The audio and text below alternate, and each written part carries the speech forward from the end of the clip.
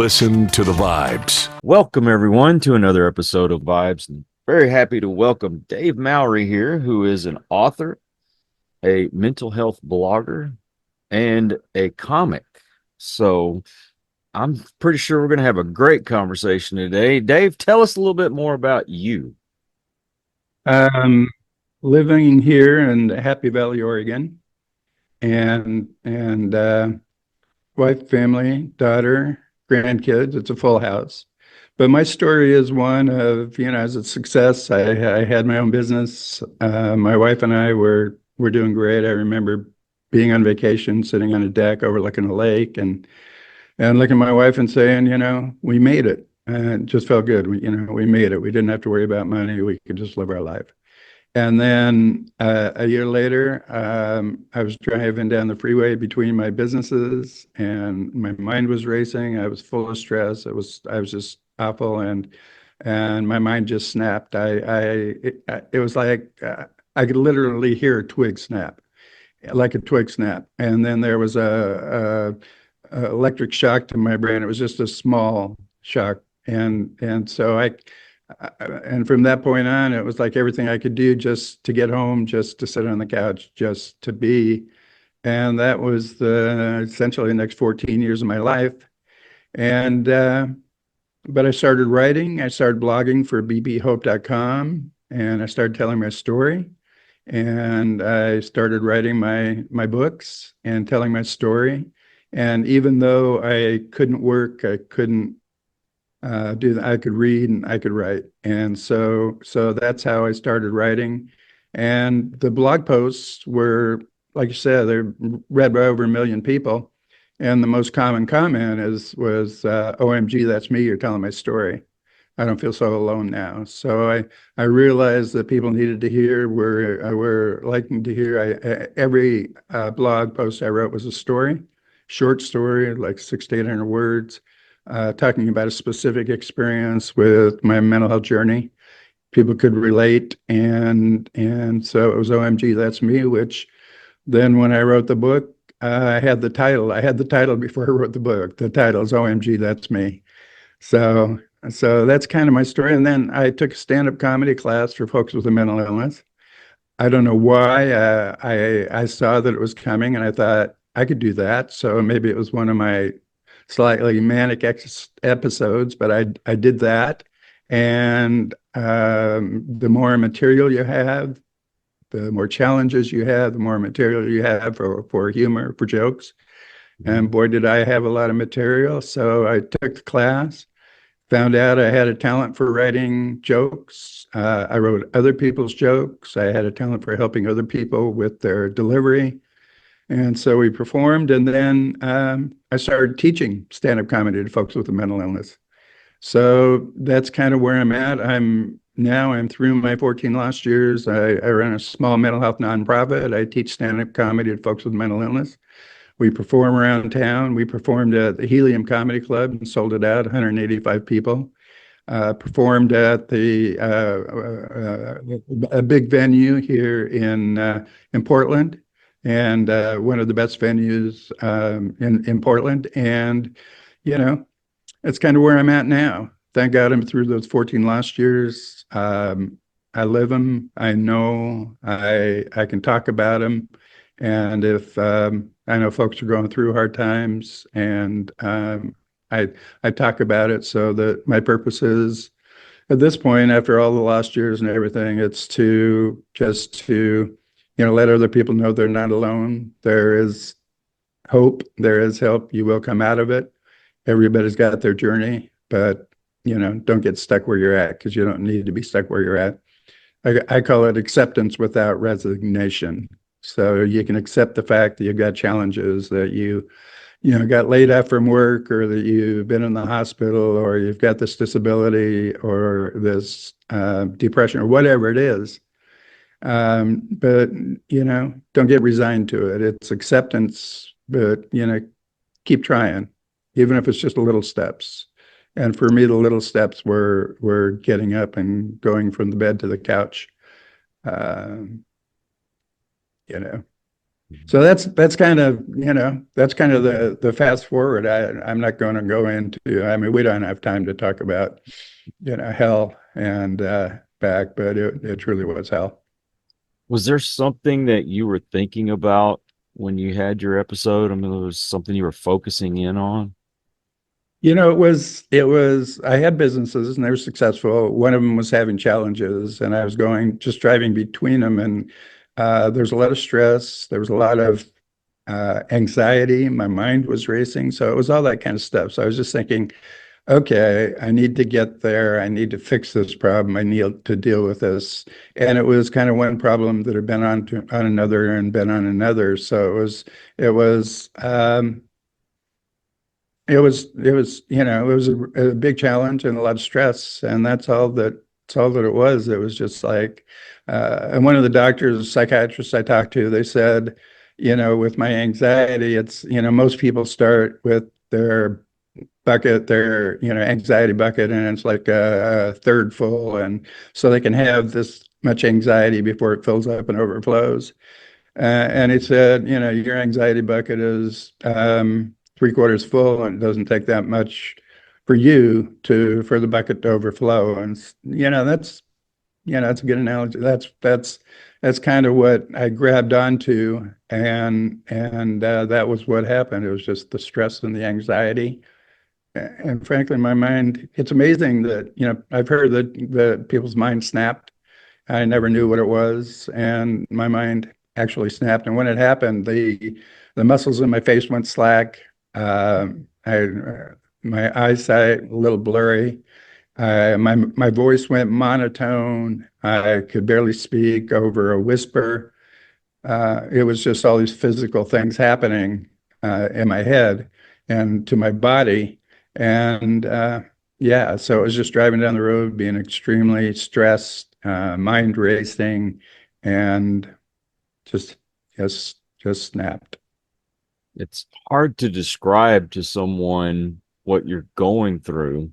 I know when had my first episode as a child, it was, I was angry and I wanted to yell and scream, but I didn't have anybody to yell and scream to.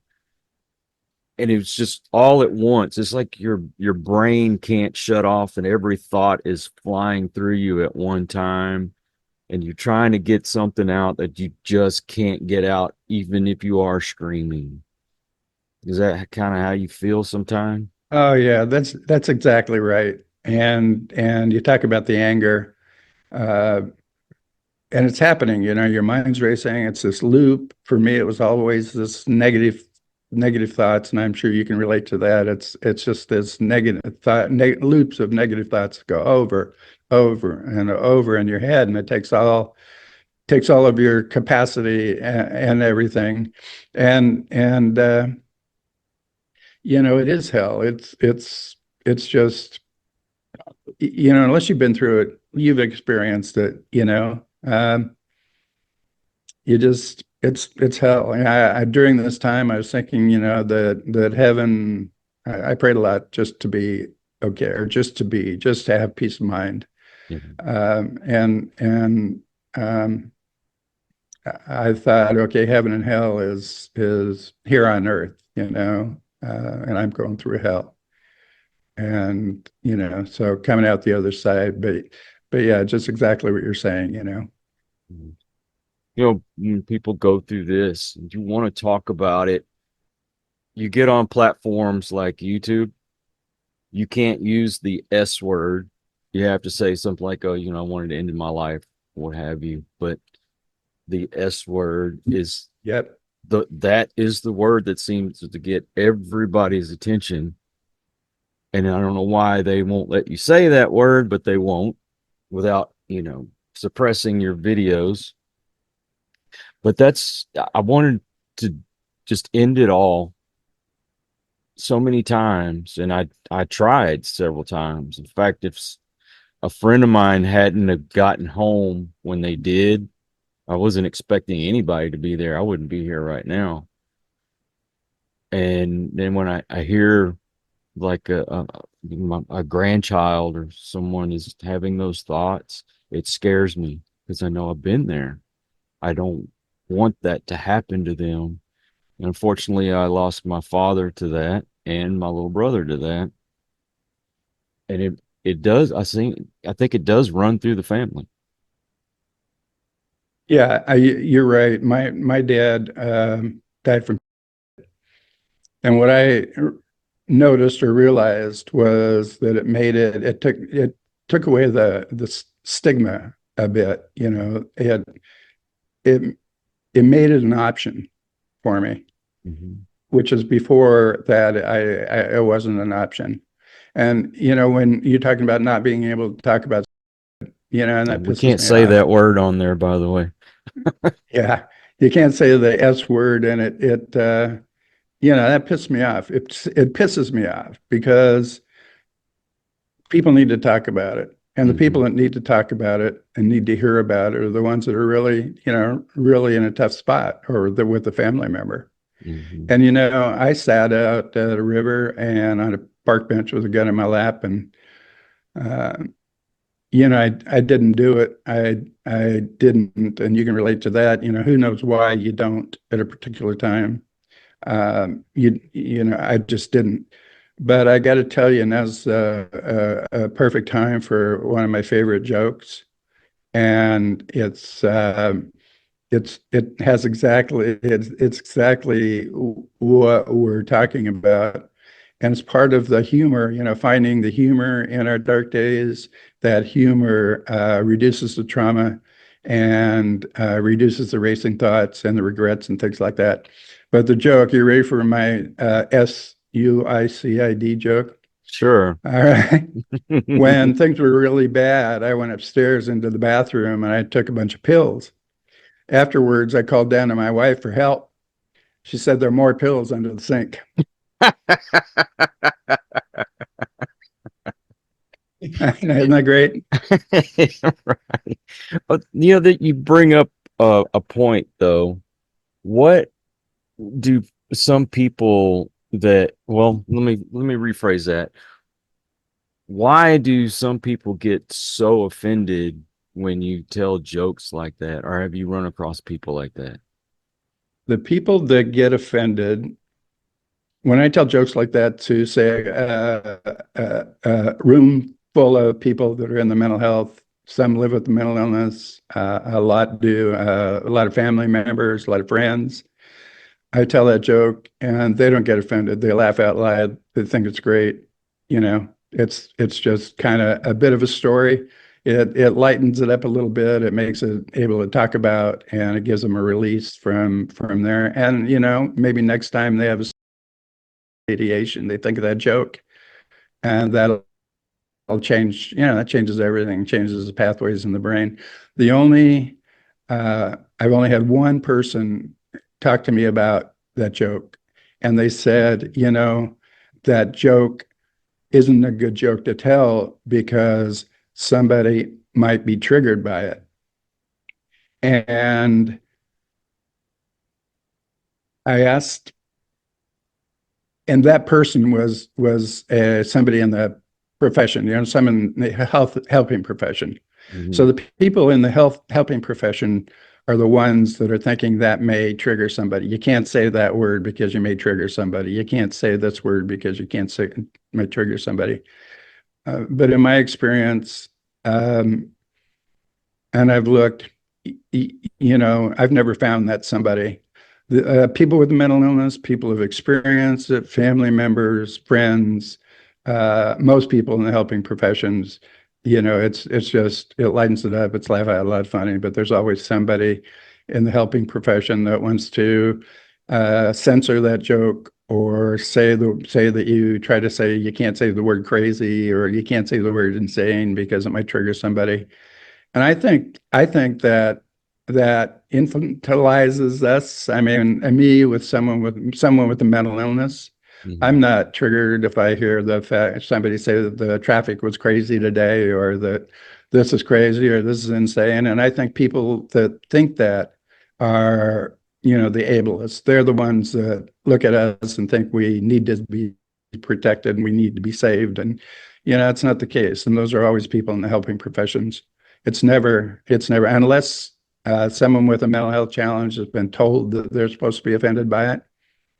And even then, they're not offended by it, but they'll say, "Hey, you can't say that." But it's always people in the helping profession, and that pisses me off. So that's my rant. That's my rant. And if you see me post something online, it'll be there was somebody who said, "Okay, there's challenging times coming up, and you may hear the word crazy, and you may hear this, and if you need to talk to somebody, we're here for you." And I'm like, my response is, how vulnerable, how weak do you actually think we are to think that we're going to be triggered by the word crazy? It's just, that's my rant. We're strong people. You're strong, I'm strong. We've been through a lot. The more stuff you've been through, the more beautiful you can be on the inside and seeing on the outside. And we don't need to be looked down on or protected or taken care of. That's just not what needs to happen. Respect us for who we are. It's nice to have someone to talk to. And I won't say that professionals didn't help me at all, but they just throw pills at you and expect that to be the answer when what worked for me, and it may not work for somebody else, but worked for me was I got into meditation, and I go into that. I'm not going to be stressed. I'm not going to feel anxiety. And that helped me more than any pill ever did. In fact, I weaned myself off of medications. And what's stupid is there's warnings on those bottles that say may cause thoughts of you know what. So I thought that's what it was supposed to be preventing. I know, exactly. I know that's to use the word, that's crazy. But yeah, I agree. Seeing a professional, they sit there and they're taking notes and they're making judgments and, looking for, okay, which medication will help with this and which medication will help with that. What I've done, and what I do with the nonprofit I work with, mental health nonprofit, we're peer support and peer run, which is people with mental health challenges. We run the business, the mental nonprofit, and all our work is peer support. When somebody comes in with a mental health challenge or they're in, and we have 22 support groups, the people that are facilitating the support groups, they're people that have the lived experience. And we don't take notes and we don't judge. We listen. And when people find out they're talking to someone who has a mental illness too, oftentimes they just open up for the first time and they tell their story and they realize they're accepted, and it makes a huge difference. The loneliness, they don't feel that lonely. They've got a place to come just to be, and they're talking to other folks who live with mental health challenge. And it's really great. I understand and agree so much with what you're talking about, the professional. You can't learn in a book what you and I know. And for somebody to be able to talk to us and we listen and we know and we understand. And speaking of the S word, I got to say, I had a person come in, family brought him in, adult male, and parents brought him in and said, he's suicidal, we're going to lose him, he's threatening, he's got all the tools, he said he's going to do it. Can you talk to him? So I talked to the parents first, and then I talked to the individual, and we were talking about it, and I just was able to say, hey, I've been there. And just him knowing that I'd been there and I'd understand, he opened up and he talked about it. And then I told him my joke that I just told you, and we started laughing, and he started laughing, and belly laugh. And by the time we were done, he was in a totally different state of mind. And I got him, to agree to come in the next day, and then the next day, and then the next week. And yeah, got through it. So yeah, talking to somebody who's been there, you don't throw medicine at them. Maybe some people do need medication and it helps some people, but there are those of us who, with meditation and calming the mind, that's great. One of the things I did, I meditated. I've been meditating for years. Sometimes I have long pauses, but I get back to it. What I found helped me during my really hard times was to get out. I just had to get out of my head. I needed peace of mind. And I watched the cooking channel. So I'm sitting there watching the cooking channel. There's nothing less stressful than the cooking channel. And I was actually like out of my head, watching something else. I was learning. I didn't do the recipes and all that kind of get excited, but I learned what spices go with what and blah, blah, blah, blah, blah. And for that half hour or that hour, I had some peace of mind. And so, you talk about meditation, that was a form of meditation for me. Get out of your head, peace, breathe, calm, and just a little bit of peace of mind, and then build on it 10 seconds at a time. Well, talking with someone who's been there and done that, I guess because you can relate, you're more apt to open up a little bit more because that person knows what you're thinking. When you talk to someone who's just gone to school and read something in a book and hasn't been there, I don't think they really get the gist of what you're going through. Now, I could be wrong. Maybe there's somebody out there that can, but I haven't found anybody that way. 100%, 100%. And my book, the reason my OMG, That's Me book is sold over 20,000 copies. And usually when you self-publish, you sell 50 copies to family and friends, and that's it. But I've sold over 20,000 copies, and in it, people read it. And of course, the people say, OMG, that's me. But it's also what it's truly like to live with a mental illness. And you can get all of your book learning, but unless you've been there, you don't understand it. And so people are reading this book and they're giving it to their psychiatrist or the doctor or the therapist. And they're saying, hey, read this. This is me. This is what's really happening. This is truly what's happening with me. And then when, the doctor, psychiatrist, therapist reads it, they can say, oh, and then they can understand a lot better. But yeah, that's part of the reason I wrote the book, for the helping professions. They don't know what it's truly like, and nobody does. The darkness, the hard, it all. And yeah, talking to somebody that's been there, that understands, huge difference, huge difference. And I can see it in people's eyes. People, I don't know, fellow travelers. I can see it in their eyes, and know when we can talk and what to talk about, know when to open up. So that, and I've got a acronym that we use at the nonprofit for facilitators and groups and for other peer support people that are talking to people. And the acronym is WAIT, WAIT, and it stands for Why Am I Talking? So the facilitator or the peer or whatever, it's not about us telling our story. We let people know we've been there and a little bit about our story, but it's all about listening to the other person. And like you said, they open up oftentimes for the first time and really talk about the hard stuff.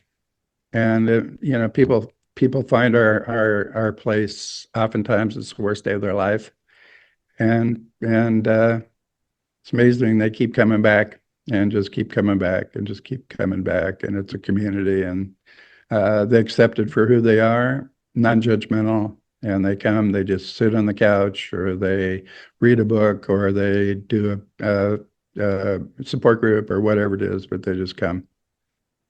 What was hardest for me was when I'm talking to someone is asking them, do you want my advice or do you want me just to listen?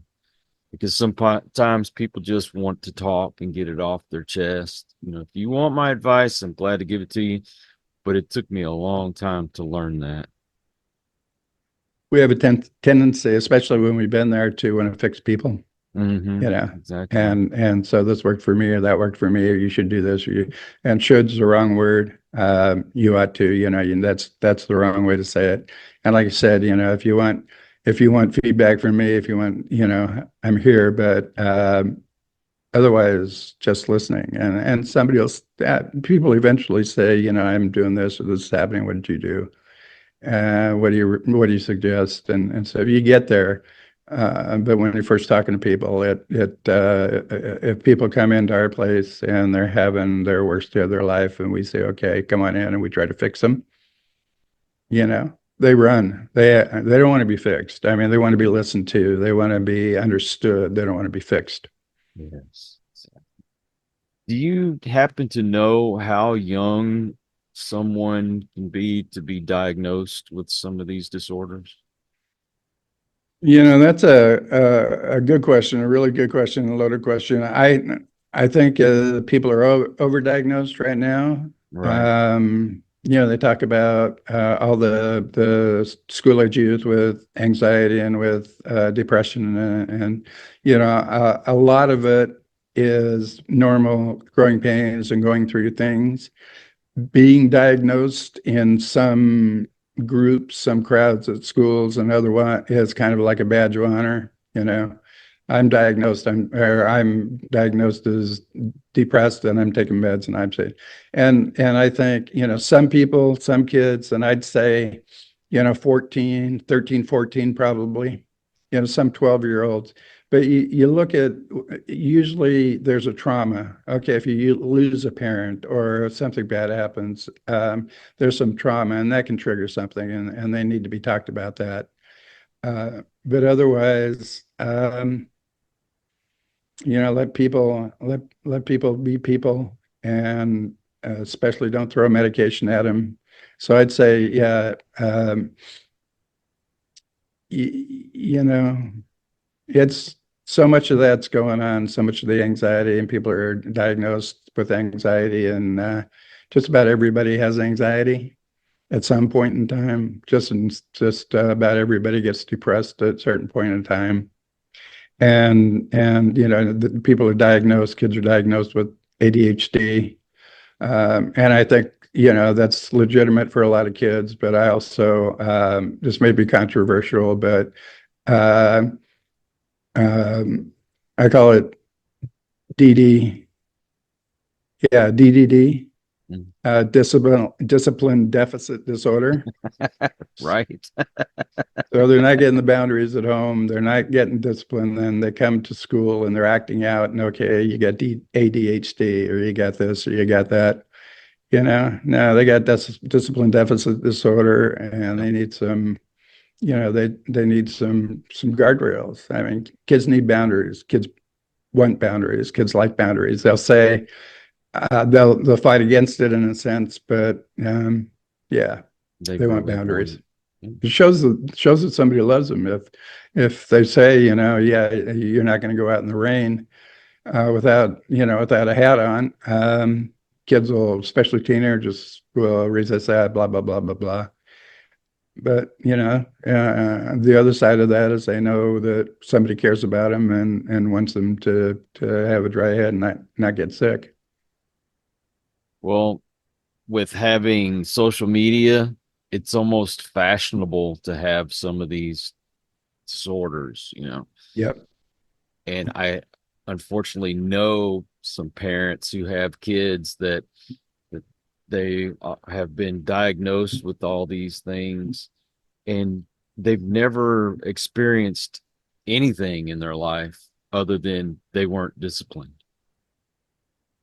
And you tell them no once, and they have this meltdown, and all of a sudden they're taking them to the doctor, and they're giving them all these pills, and then they get on social media and say, "Oh, I have this or I have that," and it's almost a fad.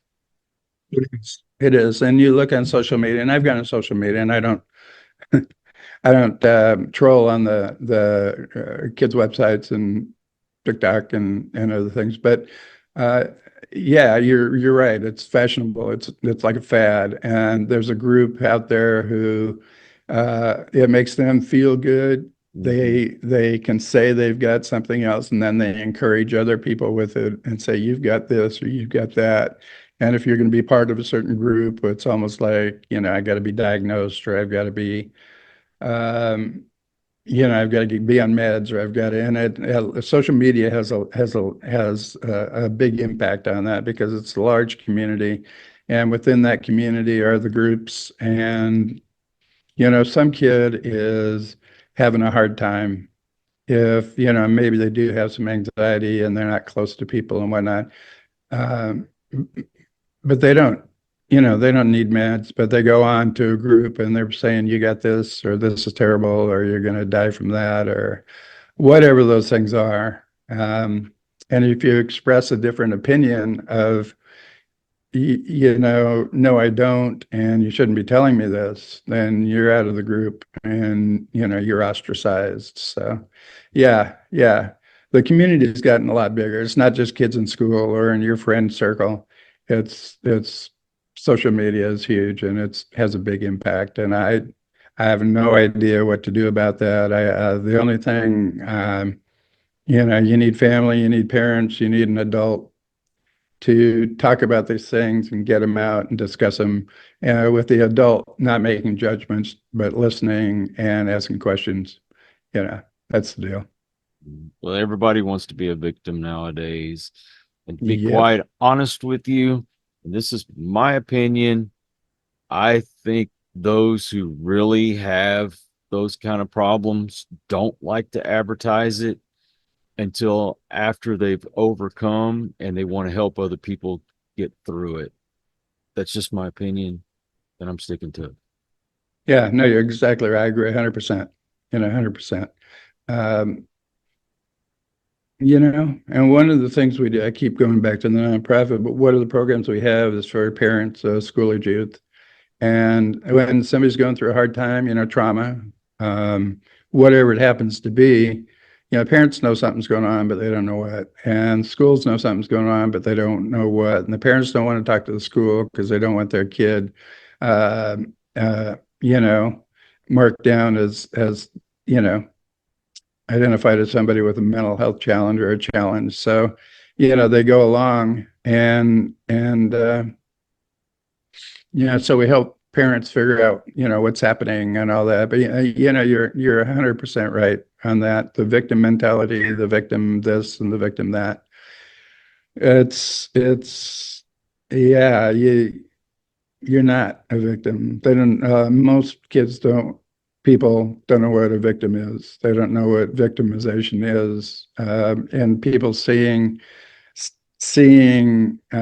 slights, small slights, or hearing the word crazy, and being offended by it and being a victim because of it. And that's just not a good place to go. I hope that there's something happens, there's a turn, there's a change, there's something going on to get beyond this victim mentality that so many people have at this point. Well, if folks want to get a hold of you, how do they do so? Facebook, just do Dave Mowry Facebook. And if you want to message me, I answer all my messages. OMG, that's me.substack.com. They can get me there and read some of the things I've written.